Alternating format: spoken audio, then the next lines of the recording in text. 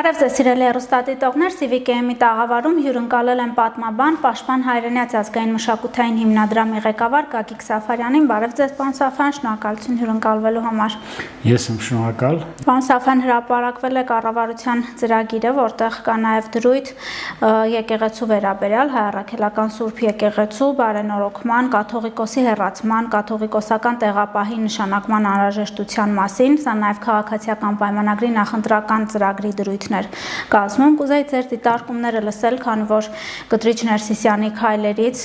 առնվազն այս պահին չի երևում, որ ուզում է հեռանա, ինչպիսի հնարավորություններ եք դուք տեսնում։ Շատ լավ։ Տեսեք, կառավարության ծրագրի որոշ դրույթներին ես նախապես ծանոթ եմ եղել, բայց ես միշտ ցավ եմ ապրում, որ անդրադառնում եմ մի այնպիսի հարցերի, որոնք կարծես թե ես սիրով չեմ պատասխանում, ոչ թե գիտելիքների կամ իրազեկվածության անհրաժեշտություն ունեմ, պակաս ունեմ, այլ առհասարակ ես կկամենամ անդրադառնալ այնպիսի հարցերի, որոնք միշտ մեր ժողովրդի համար հրամայական են, մեր ժողովրդի վաղվա համար, ապագայի համար, ասենք մեր անցած ճանապարհով կարողանանք,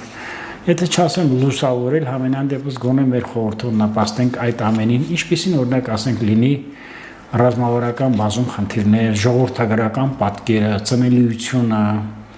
բարձր ինտելեկտուալ մակարդակը, սահմանամերձ շրջանների հանդեպ արտոնյալ քաղաքականությունը, որը կարծեք թե կառավարությունը շատ լավ է հասկանում, բայց դե ասում է ունենք այն ինչ օրակարգային է այս բանին այս հարցը։ Օրակարգայինը այս է, եւ դուք էլ հավանաբար գիտեք, որ ես անտարբեր չեմ ասում այս երևույթների հանդեպ, եւ մի բան էլ կարող եմ ասել, որ նաեւ բացի դրանից, որ ասում եք որպես ազգային մշակութային հիմնադրամի տնօրեն նաեւ պատմաբան, ես կուզենամ սրանից հետո էլ առանց երկնչելու կարող եք հասել Ղարաբաղ կոմիտեի հիմնադիր անդամ, որտեղ իմ անցած ճանապարհով առավել ևս իմիկվա տուրբուլենտային աշխարհակաղակական, ուրեմն անընդհատ փոփոխող իրադարձությունների տրամաբանության մեջ պատրաստ եմ նաև ասել ինչու Ղարաբաղ կոմիտեի հիմնադիր անդամը, որ իր ավելի քան 40 տարվա գործունեություն նվիրված էր Արցախյան շարժմանը, այսօր անվարան կանգնած եմ կառավարության կողքը եւ ինչու եմ ես գտնում, որ այսպես պետք է լինի։ Ինչ որ է, անցնենք առաջ։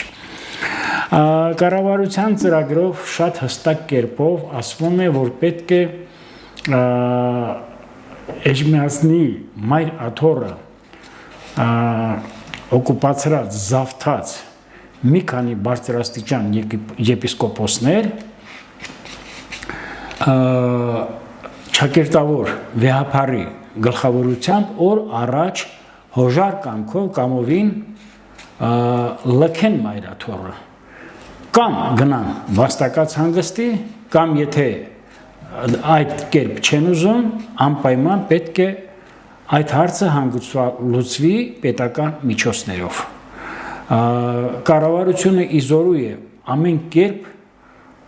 ոչ թե միջամտի, այլ այդ հարցը լուծի, որտեղ դա է պահանջում ավելի քան Հայաստանի Հանրապետության բնակչության ավելի քան բացարձակ մեծամասնությունը, կարող եմ նույնիսկ թվերով ասել նվազագույնի 2 միլիոնից ավել,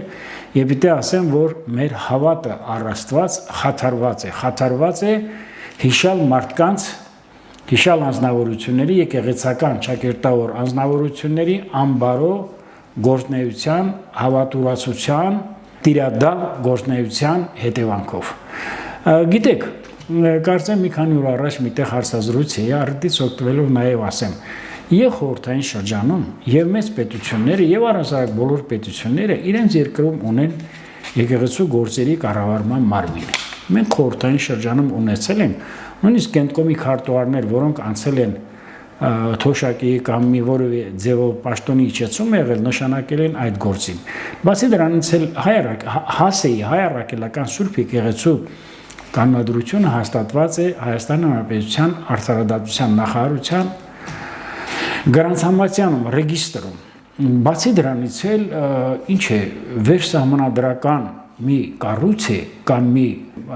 ասենք, վերերկրային մի կազմակերպություն է, որը անքննելի է կամ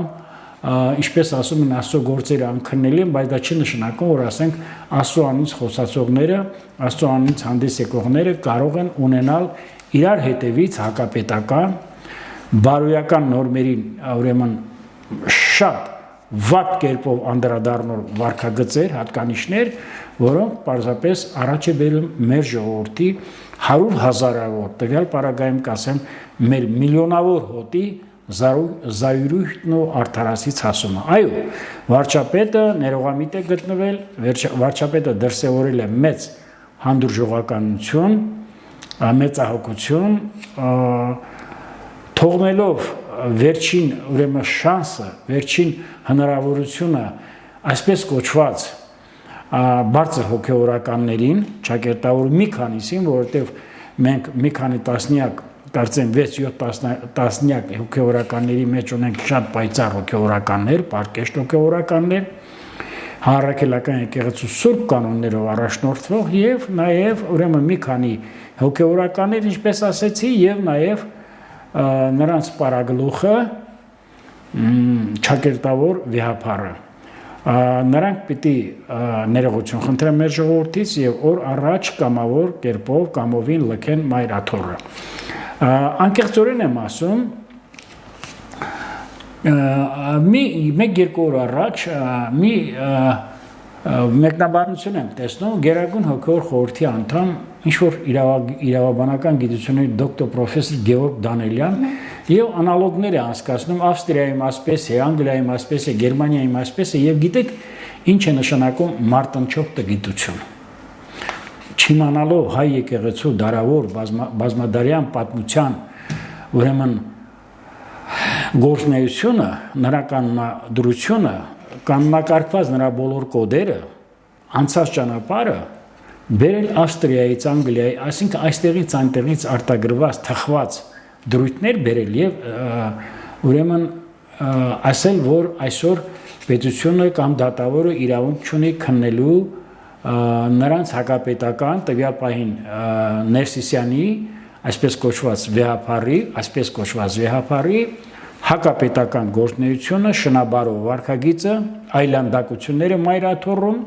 Դե դեպքում օրինակ ինքը ինչու է ընտրության գնում, եթե աշխարհիկ կյանքի գործերին չի խառնվում։ Դե գիտեք, ես մի բան ասեմ, ձեզ, եթե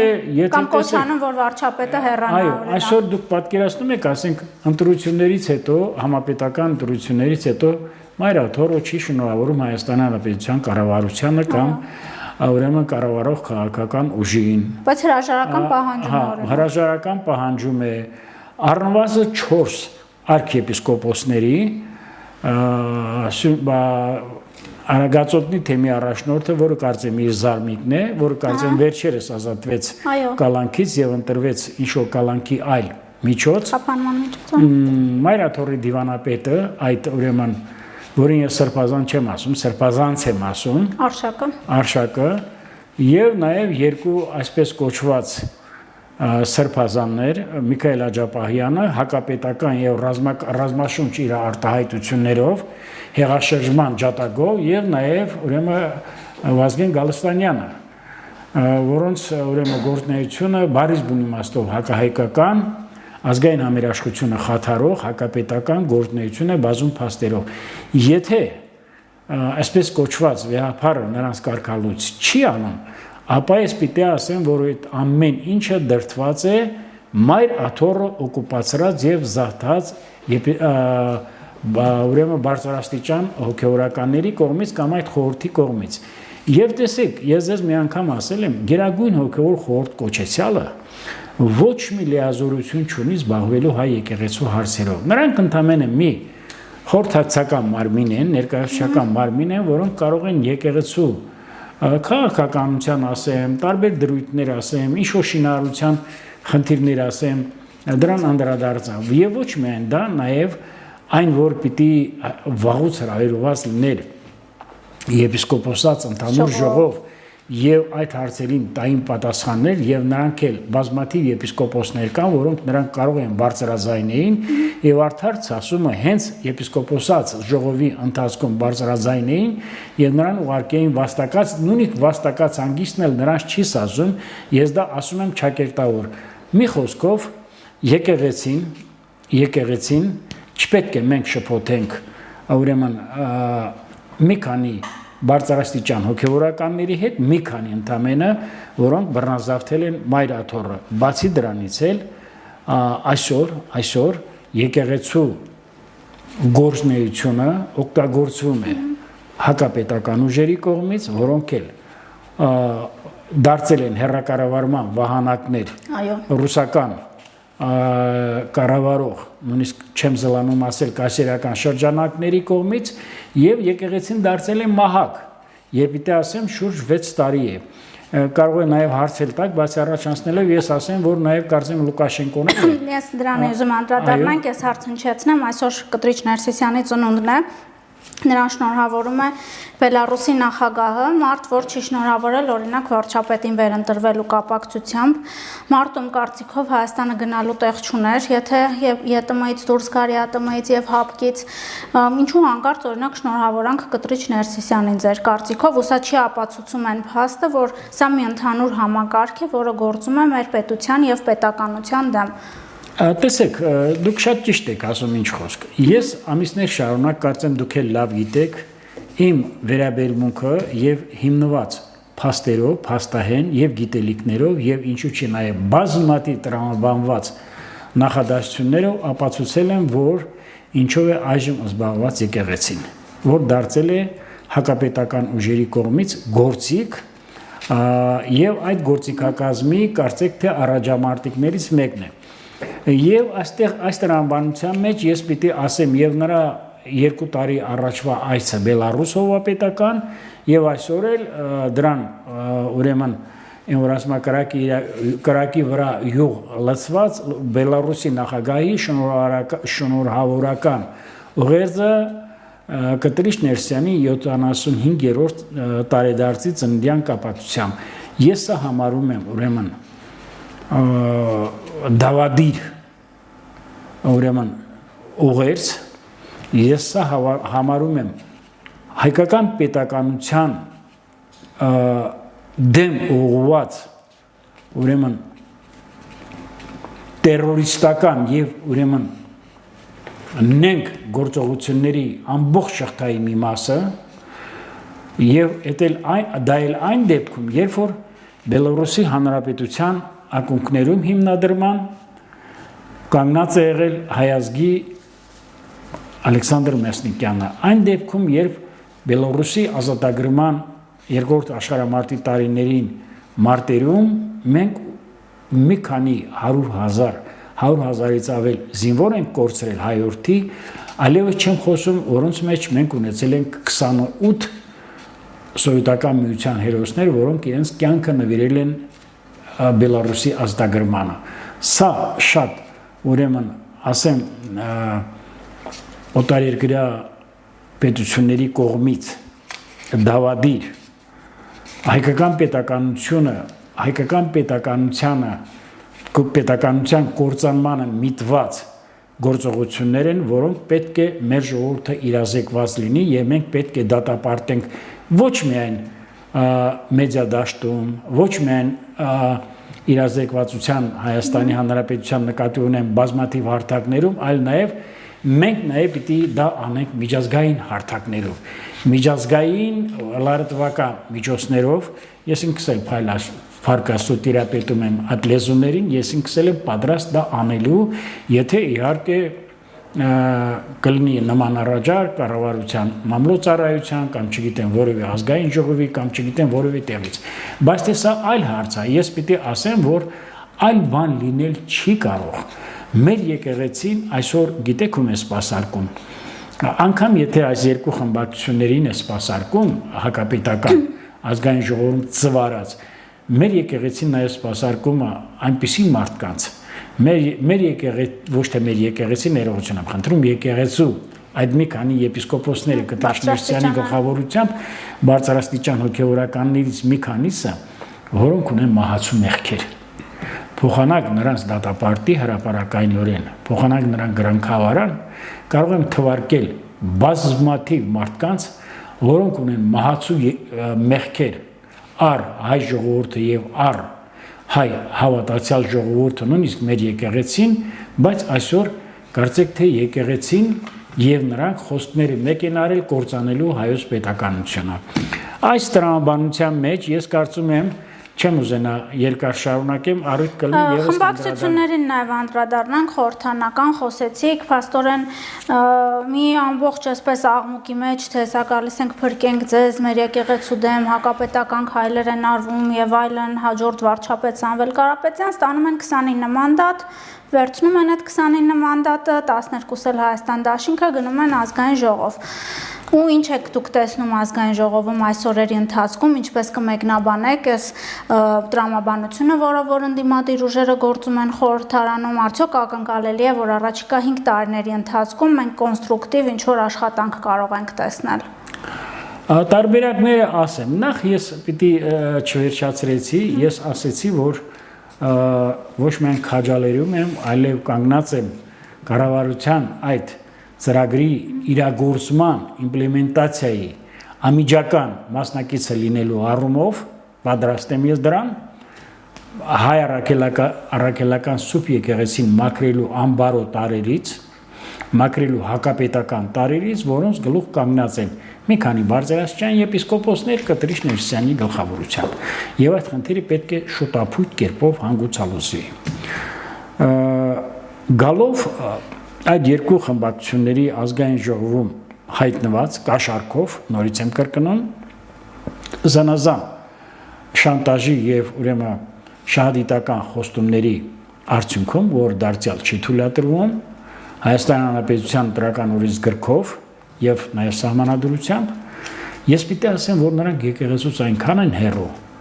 Այս երկու խմբակցությունների մեջ կան մարդիկ, կարող եմ անուն առ անուն ասել, որոնք դեղատան կարմիր խաչը եւ հայ առաքելական Սուրբ եկեղեցու խաչը չեն կարող բացատրել, որ դրանց ինչու են այդ երկու կազմակերպությունները կրում խաչեր, մեկը կարմիր խաչ, մյուսը Քրիստոսի խաչը։ Նրանք ահա այդպիսի անգրագետներ են։ Իսկ ինչ վերաբերում է այդ երկու խմբակցություններին, նրանք բոլորս գիտենք ինչպես են հայտնվել այնտեղ։ Դե գիտեք, եթե պիտի Ռուսաստանի Դաշնության նախագահը հանդիպի Հայաստանի Հանրապետության վարչապետի հետ Մոսկվայի մոտ եւ ասի, որ թույլ տվեք պետականական ուժերը, որոնց դրդում եմ ես, մասնակցեն հայկական պետականության գործանման գործընթացին եւ պիտի հնչի մեր վարչապետի հստակ պատասխանը, սկզբունքային վճռական պատասխանը, այսքանից հետո պարզ չի դառնում, թե ով է։ Լավ, շատ կարճ ասեմ, որովհետև ես ինձ թույլ չեմ տա դրանց վերաբերյալ շատ ասեմ, դրանք երկուսն էլ հակապետական ուժեր են, պետականաքանդ խմբակցություններ են, դրանք հակախորհրդարանական գործունեությամբ աչքի են ընկնում վերջին մի քանի օրերին, որոնց հիմնական նպատակը նա է գործանել հայկական պետականություն, լինել գործիքակազմ։ Վերջերս կարծեմ ասել եմ եւ կարծեմ շատերի դուրն է եկել, կրկնեմ, հա։ Ես դրանց համարում եմ որպես ազգային ժողովում բույն դրած 102-րդ ռազմաբազա ճակերտավոր եւ նաեւ Հարավկովկասյան երկաթուղու հայկական մասնաճյուղ բուն դրած։ Դրանց խնդիրներ է լուծվելու։ Առաջ ես օրեր առաջ հույս ունեի, որ կարող էր ազգային ժողովի ղեկավարությունը զբաղվեր անասնագողությամբ, ազգային ժողովում ճակերտները չբացեն, պարզ է ինչ է նշանակում, որտեղ կան այդպիսի ուրեմն շնչավոր էակներ եւ ընդամենը մի 5-6 հոգեր պակասում, 7-8 հոգեր պակասում, որպեսզի ղեկավարող քաղաքական ուժը կամ քաղաքացիական պայմանագիր կուսակցության խմբակցությունը կարողանար իր բոլոր որոշումները սահմանադրության հետ կապված տարբեր պետական կարևոր վճռները, որոշումները ազգային ժողովում անցկացնելու համար, բայց ես հիմա անկարծիքին եմ, որ միգուցե մի քանիսին հյուր գա ստապ տրամաբանությունը եւ պետական մտածողությունը եւ նրանք գոնե այդքանից հետո կանգնեն մեր պետականության պահպանման շարքերում։ Մարիամ ջան, ես ակամայից հիշում եմ պատմությունից 1920-ական թվականները, երբ ամեն ինչ արվում էր կործանելու հայկական պետականությունը, եւ այդպես էլ եղավ։ Տեսեք, Ռուսաստանը անթակուց կերպով բեռնարկելքների, մթերային տնտեսական սպառնալիքների հետևանքով փորձում է այս երկու քաղաքական ուժերի միջոցով ստեղծել քաոս, քաոտիկ իրավիճակ, անկայունություն եւ հասնել իշխանափոխության։ Ռուսաստանը պատրաստ էր նաեւ մեկ այլ քայլի։ Ռուսաստանը պատրաստ էր նաև այստեղ զորք մտցնելու, բայց քանի որ Վրաստանի ճանապարհով զորք մտցնել այստեղ կատեգորիկ բացառվում է, Պարսկաստանի ճանապարհով դա եւս չի կարող լինել, Ադրբեջանը եւս թույլ չի տա ներկայումս ռուսական որևէ զորաբանակի անցնելը դեպի Հայաստան, 102-րդ ռազմաբազան ընդամենը թղթի վրա է եւ նույնիսկ ես ավելին ասեմ կառուցողական առումով այսօր Հարավային Կովկասում ես ինքս քաչ իմանալով Ռուսաստանի բուն էությունը Հարավային Կովկասում իր վերստին հեգեմոնիան կամ դոմինանտ ուրեմն կարգավիճակը ձեռք բերելու համար հստակ ձեզ ասում եմ որ այսօր տարածաշրջանում Ադրբեջանը ավելի կառուցողական քաղաքականություն է տանում, քան Ռուսաստանը, հստակ կերպով եմ ես դա ասում։ Գիտեք, ես չեմ պատկերացնում մեկն ու մեկը, որ կարող է իմ ասածներից կախվի եւ ուզենա ինձ, ասենք, նետի, չգիտեմ, ինչ են ասում, պանթուրքիստական կամ չգիտեմ Վեստերն Ադրբեջան, հա, այդ արևմտյան Ադրբեջան հորժորջողների բանակը եւ այլ, որովհետեւ կա կլոր սեղան, կա բանավեճ, կա գիտելիքներ եւ կա իրավիճակի ստացան դուք դավաճան դուրքով։ Ուրեմն տեսեք, ես չեմ պատկերացնում, ես ուղղակի շատ համեստ եմ արտահայտվում, ես չեմ պատկերացնում Հայաստանի Հանրապետությունում մեկը, որ ունենա 40-45 տարվա անցած ճանապարհ եւ իր ընտանիքի անձնական միջոցներով եւ իր անznուրած գործնեությամբ ես չեմ պատկերացնում, որ մարդ կարող է կանգնել իմ առջև այդպիսի բան ասել, բայց ես չեմ ուզենա շատ բաներ ասել, ես պիտի ասեմ, որ այսօր մենք գործ ունենք մի այնպիսի սպառնալիքի հետ Ռուսաստանի, ընդ որում խոսքս վերաբերում է Ռուսաստանի Դաշնության ղեկավար շրջաններին, ես նորից կկամենամ Ռուսաստան եւ ռուս ժողովուրդ հասկացողությունները չվերածենք, այո, ուրեմն մեր դեմ ուղղված ինչ-որ երևույթների դա բացառվում է եւ վերջին հաշվով մենք բոլորս տեսնում ենք այստեղ 110 հազարով ռուս զբոսաշրջիկները անթակուց կերպով հիասմունքով ասում են, որ մենք այստեղ մեզ ավելի լավ ենք զգում, քան Ռուսաստանում։ Վերջերս էլ մի քանի հոգի վերադառնալով ուրեմն Հարավային Ռուսաստանի Սոչիից, այդ հանգստավայրերից ասում են, որ բոլոր ինքնաթիռներում ընդամենը 1-2 ուղևոր կար, ամբողջովին ռուս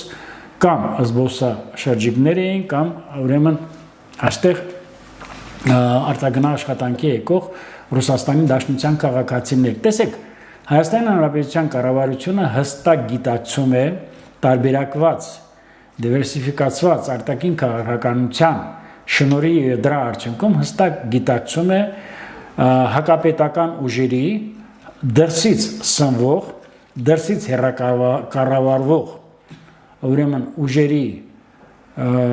եւ մասնակցության եւ ուրեմն հատկապես դարձյալ չեմ զլանում ասել Ռուսաստանի կողմից Հայաստանի նետված մեղմ ասած ոչ դաշնակցային, ոչ բարեկամական մարտահրավերները, որոնց նպատակը կրկին ու կրկին հայտարարեմ Հայաստանի պետականության կործանումն է,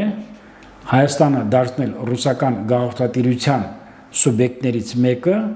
եւ այս խամաճիկ ուժերին, սաթելայթներին, այս հենչմաններին, դրածոներին բերել իշխանության, որովհետեւ այստեղ կան քաղաքական խմբակցությունների ղեկավարներ, նրանք իրենց հետագա կյանքը, երկրային կյանքը պետք է անցկացնեն միայն ու միայն ուղիչ աշխատանքային հիմնարկներում, ուղիչ աշխատանքային քրեակատարողական հիմնարկներում, այլ պարագայում Հայաստանի Հանրապետությունում կայուն քաղաքական կյանք չի լինելու։ Հիմա պարոն Սաֆյան, մեզ առաջիկայում սպասվում են սահմանադրական փոփոխություններ, ժամկետ չկա, բայց իշխող ուժը չունի սահմանադրական մեծամասնություն խորհրդարանում եւ իրենց ելույթներից էլ տպավորություն է, որ իրենք կողմ չեն քվեարկելու այն սահմանադրությանը, որը կառաջարկվի։ Տեքստին մենք առայժմ ծանոթ չենք, բայց ակնհայտ է, որ այնտեղ չի լինելու հողում անկախության հռչակագրին եւ ըստ էության նաեւ սա ոչ միայն մեր ներքաղաքական process-ին է անդրադառնալու, այլ նաեւ մեզ սպասում է խաղաղության պայմանագրի ստորագրում։ Այս փոփոխություններից հետո դուք ինչ կանխատեսում ունեք սրա շուրջ, ինչ անել, որպեսզի այդ փոփոխությունները կարողանան իրականացվել, ու արդյոք սա ընդհանրապես կապրիզ չէ, այսպես ձևակերպեմ, որ չէ անպայման պետք է հողում լինի այդ կետին անկախության հռչակագրին ընդդիմության կողմից, ու սա չի լինի ինչ-որ մի պատճառ փողոցում տրամադրություններ գեներացնելու, հերթական անգամ իշխանություններին ինչ-որ թուրքական, ադրբեջանական պիտակներ կպցնելու համար։ Տեսեք, սիրելի Մարիամ, ես պիտի ասեմ հետևյալը։ Բացի սահմանադրական փոփոխություններից, մեզ նաև սպասում է տեղական ինքնակառավարման մարմինների ընտրությունները։ Ես կուզենամ սրանք մենք նայենք նույն տրամաբանության եւ նույն հարթության մեջ, որովհետեւ հիմա ամեն ինչ անելու են, որպեսզի մտնեն այս խաղի մեջ, ունենան տեղերում, այո։ Բայց քանի որ ես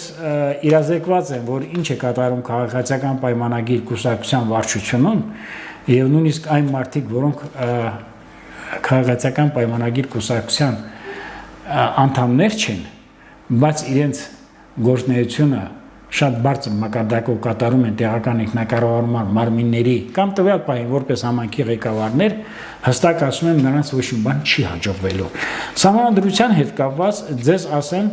նախ ձեզ հանգստացնեմ, որ ամեն ինչ նորմալ անցնելու է։ 100%-ով ձեզ ասում եմ, սահմանադրական փոփոխությունները դրվելու է հանրաքվեի եւ քաղաքացիական, ոչ միայն քաղաքացիական պայմանագիր կուսակցությունը, այ հայ ժողովուրդը, ինչպես որ պետք է իր վստահության քվեն տալու է գործող իշխանությանը ներկայացված նախագծով։ Տեսեք, միշտ էլ դժվար է եղել իշխող քաղաքական ուժին սկսած 2018 թվականից։ Շատ դժվար է եղել այս ճանապարհը իշխանության բոլոր ուրեմն օղակներին իրազեկված լինելու եւ տեր կանգնելու կառավարությանը, պետությանը շատ դժվար ճանապարհ է անցել քաղաքացիական պայմանագիրը եւ հատկապես կառավարությունը Նիկոլ Փաշինյանի գլխավորությամբ, որտեղ մենք երբևիցե այսպիսի կառավարություն չենք ունեցել։ Մենք 30-28 տարվա մեջ ունեցել ենք մի կառավարություն, որը բաժանված է եղել մի քանի թևերի։ Դուք մոռացել եք 18 թվականի մայիսին, երբ որ Նիկոլ Փաշինյանը ընտրվեց, նույնիսկ ազգային ժողովի նախագահը, որի ժամանակին ես հարգել եմ, իմ ավագ ընկերն է, Արա Բաբլոյանը, հարկ չհամարեց Նիկոլ Փաշինյանին շնորհավորելու։ Հիշում եք դուք այդ պահը։ Այդ հատվածը չէ, բայց Արա Բաբլոյանը իրեն շատ լավ դրսևորեց հեռանալիս ազգային ժողովից։ Այո, եւ այդքանից հետո, երբ փոխանակ նա պետք է իջներ շնորհավորել, նա այդքանից հետո հիմա էլ կարծեմ ինչ որ պահեր կար, որ անդրադառնում է Անայտ Ավանեսյանի գործունեությանը,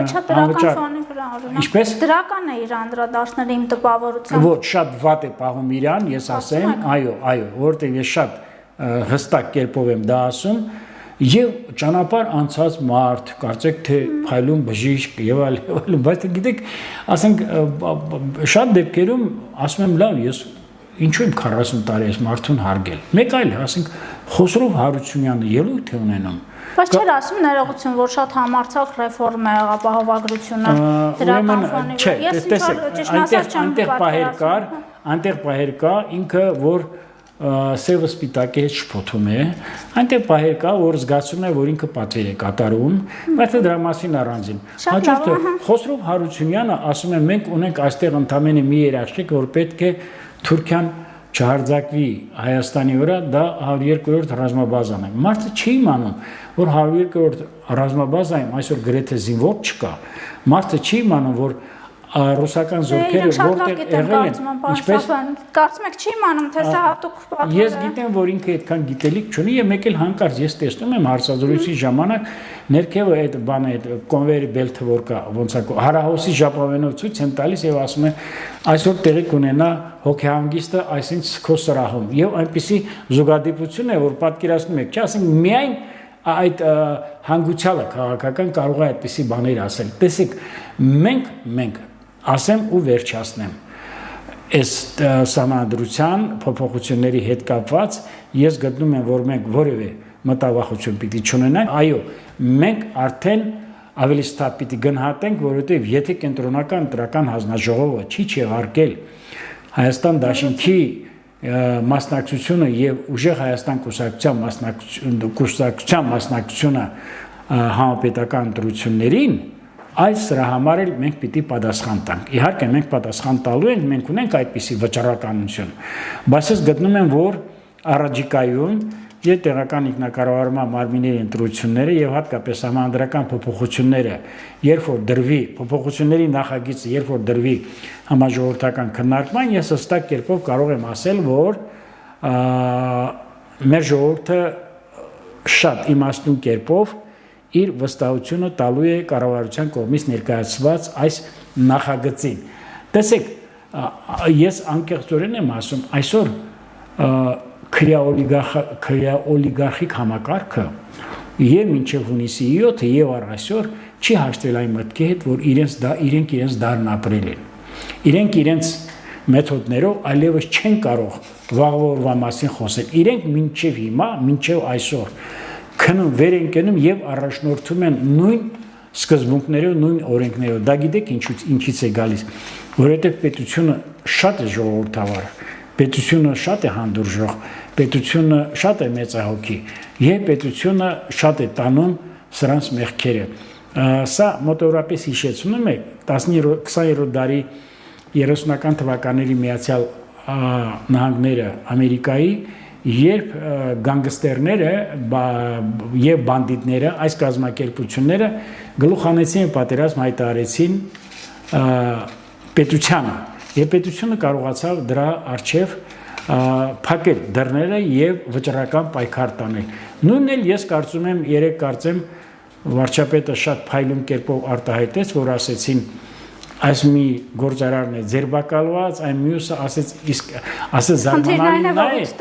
զարմանալին է, որ մինչև հիմա նրանք ձերբակալված չեն։ Զարմանալին այն է, որ մինչև հիմա տասնյակներ կան, որոնք ձերբակալված չեն։ Ինչ գաղտնի պլանի մասին է խոսում Սամվել Կարապետյանը անընդհատ մի բան էլ ամեն անգամ ինչ-որ տարբեր սցենարներ։ Ես Սամվել Կարապետյանին եւ ուրեմն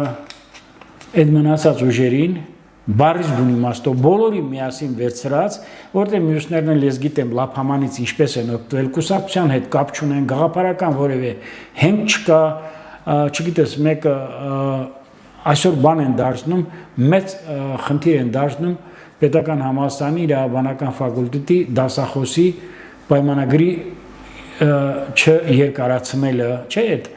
Ղազինյանի կարծեմ, հա, եւ այլ, ուրեմն եւ կարծեմ երեք չէ մյուս օրն էլ այդ որդին ասում էր, որ դե արդարադատության նախարարն էլ է մեր